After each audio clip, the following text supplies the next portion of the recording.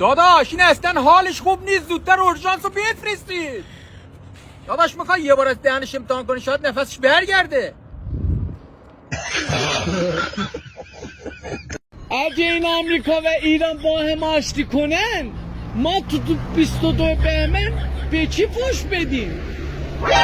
آقا ولش کنید، آشتی نکنید، فوش مهمتره. بابا داری چی میکنی او؟ این هیچی نمک گفتم بری سو کراتین بری باشگاه خوبه میگن. از سوخ بابا نمک. با خدا نمیدونم کجاست نمک. یه ذره از این نمک به من بده خب. نه این نمک نه نریز نخوریا 7 میلیون نمک نه.